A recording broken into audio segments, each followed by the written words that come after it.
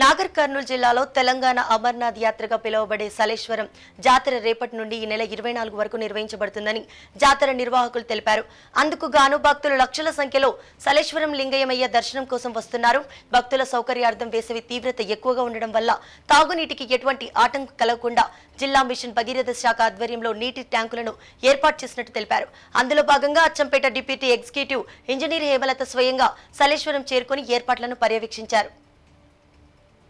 ఇక్కడ సలేశ్వరంకి వచ్చే భక్తులకి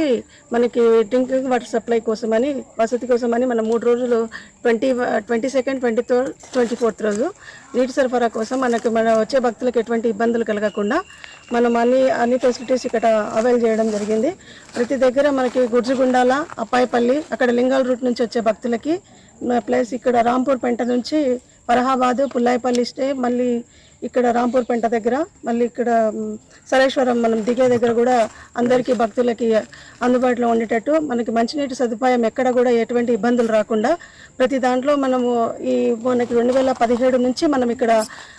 మిషన్ భగీరథ నుంచి మనం డ్రింకింగ్ వాటర్ సప్లై అందరికీ అందుబాటులో తీసుకొచ్చి మనం ప్రభుత్వ ఆదేశాల మేరకు అన్నిటినీ మనకు ఎక్కడ కూడా వాటర్ సప్లైకి భంగం కలగకుండా ఇబ్బంది కలగకుండా వచ్చే భక్తులకు అందరికీ కరెక్ట్ సదుపాయం కలిగేటట్టు మా సిబ్బంది అందరము ఇక్కడ 3 రోజులు మనం డ్రింకింగ్ వాటర్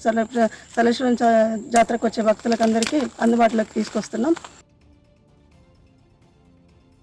ఇక్కడ సలేశ్వరంకి వచ్చే భక్తులకి